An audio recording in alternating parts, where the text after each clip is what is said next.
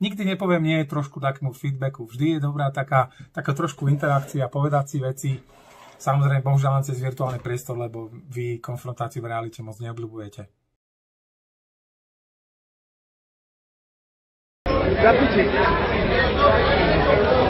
Teraz vyjde Čaputová. Pozeraj sa na tú konfrontáciu, akí sú pojebaní. Pozeraj sa. Pozeraj sa.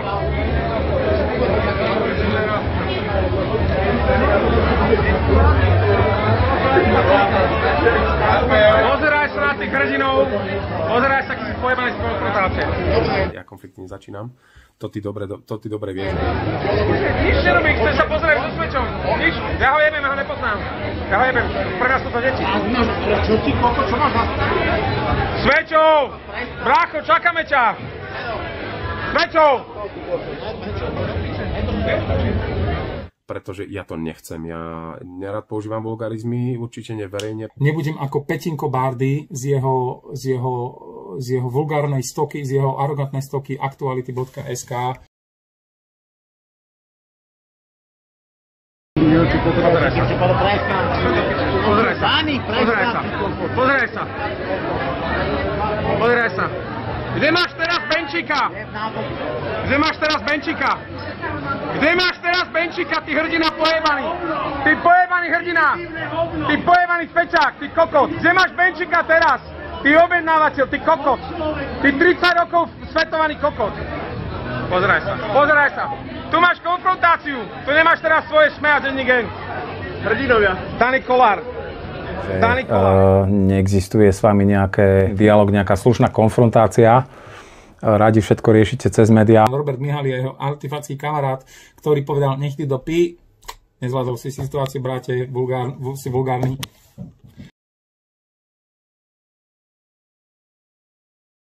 Pozeraj sa, pozeraj sa. Išiel Sveťo predkom, lebo sa posral. Sveťo šiel predkom, lebo sa posral.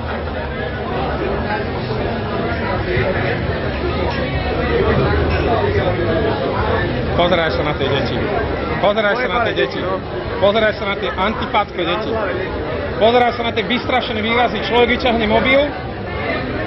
Tónu kecov v mainstreamových médiách. Tóna kecov. Tóna kecov.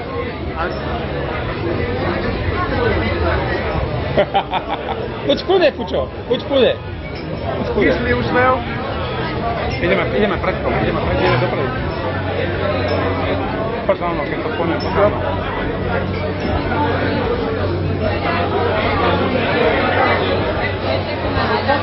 Pozeraj sa. Pozeraj sa, pozeraj sa. Pozeraj sa, pozeraj sa, či sú pojebaní z telefónu. Kde si? Počo, nejdem sa s tebou hľadať pred Ja si môžem natočiť. Daj mi 5 sekúnd, dožiť mi 5 sekúnd. Možno by si proste len úplne v slušnosti v miery do prdele prehodnotili svoje manévre a prehodnotili, ideme mi perzekúvať ľudí v realite za to, čo povedali. Tak čo tu robíte? Čo tu robíš s tou žirafou? Kámo, môžem zavolať už teraz políciu. Zavolaj! Zavolaj! Ja som tu hajloval? Zavolaj teraz! Tu stojím, zavolaj! Čo budem čakať 2 hodiny? Tu budem čakať 2 hodiny. Ty šupak svetovaný, pojebaný eštebák. Ja si myslím, že extrémizmus je to, čo robíte vy.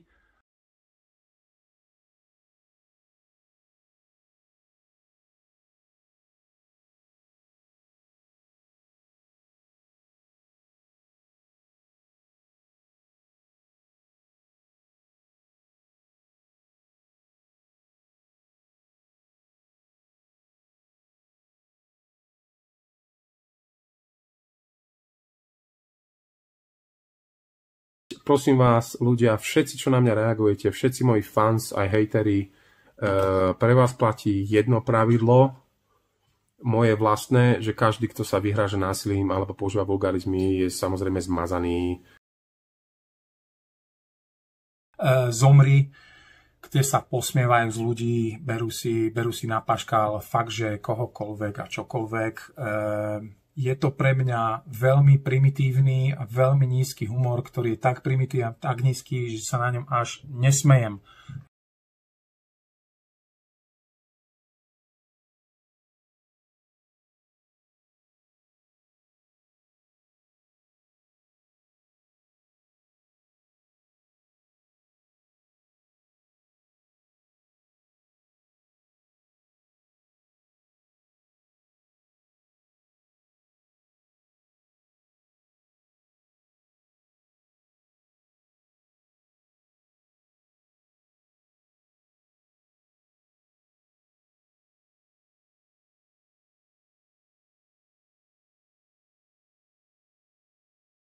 váš humor, ktorý nie je humor, ale žumpa a to, že útočíte na ľudí.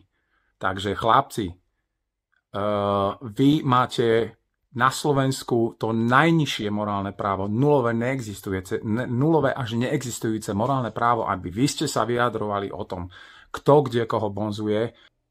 Posledný level si ja myslím, že existujú formy humoru tak morbidné, že ich tu z pochopiteľných dôvodov ani nemôžem tolerovať.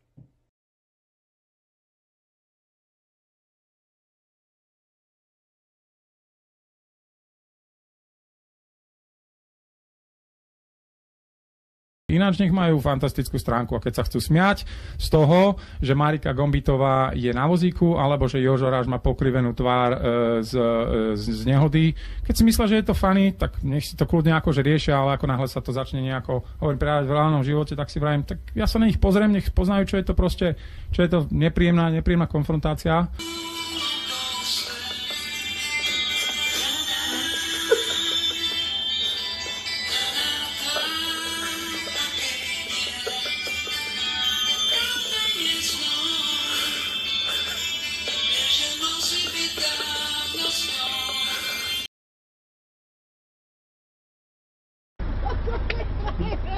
Pozor!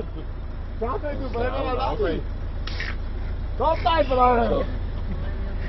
Koptaj, frajer, pozor! Hneď musí zobrať žezlo do piče. Ja niekoho vychválim, hneď musí zobrať žezlo.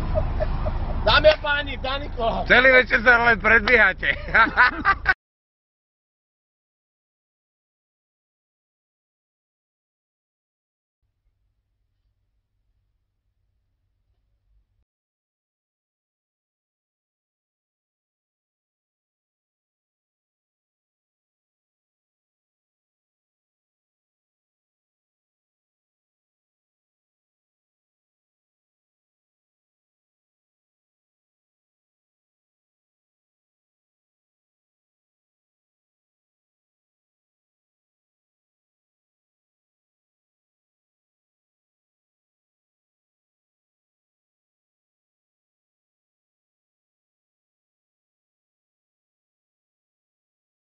Počuj ma, 6 dní som chodil stranou, do stranou som rozosraný.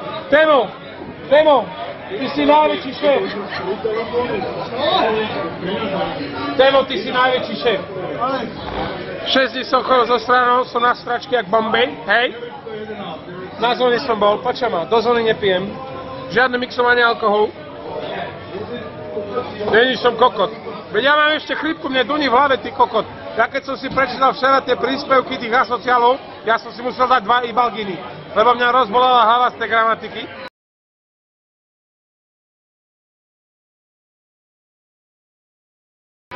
Ale počúvam, alkohol u mňa, športovca, to by sa ešte dalo.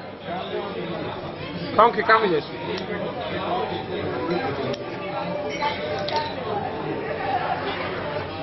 Ale ak mňa niekto z vás uvidí s cigaretou ožratého, že ťahám, keď mi drbnete stoličkou po hlave, tak ja sa vám na druhý deň poďakujem, ešte vám dať 50 eur.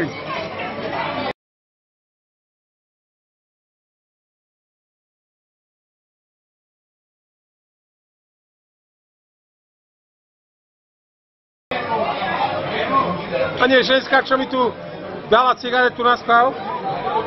Pičal, dobrá je tá mentolka. Čauci. Čakaj.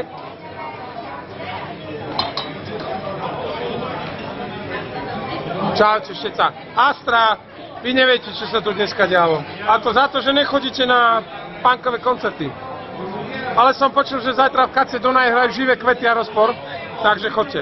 Čauci. Chodte po ulici, to, čo robíte ľuďom, že ich napádate v dáme, myslím, že to raz skončí a raz skončíte v base. Viem, že vy mne hovoríte, že skončím v base, ale neviem za čo.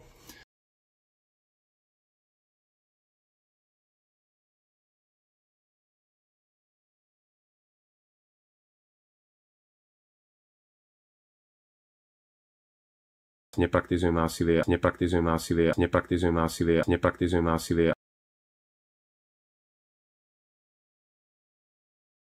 To je jedno, aký som človek, aký som charakter a aký mám politické zmyšľanie, proste nie som za násilie. hovoril som to XY krát, nepraktizujem násilie a keď mi niekto nahlási článok za násilie, tak hold, asi je niečo v neporiadku s tou sociálnou sieťou a budem si musieť dopredu naplánovať 5 iných krokov. Len chcem teda povedať, že platí pre všetkých rovnako, že nerobte veci, za ktoré si vymyslíte, že by ste mohli byť predvolaní na políciu, ktoré propagujú násilie, hoci čo negatívne. Môžete samozrejme kritizovať, ale všetky komenty, ktoré môžu ohroziť mňa alebo vás, dávam dole. Preto len na Facebooku samozrejme pôsobíme na iných sociálnych médiách. To je všetko.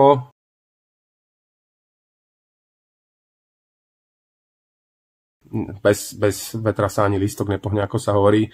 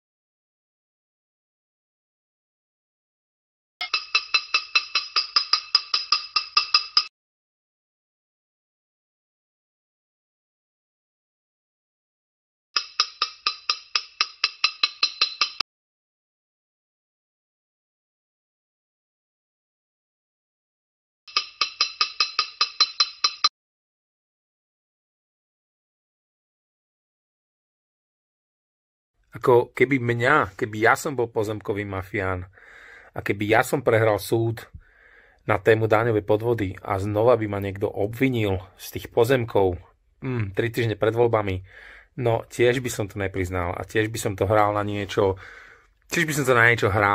ale nehral by som to na to, že niekto zinscenoval nejaké video, pán Kiska, Ježišmária, kto vám robí PR?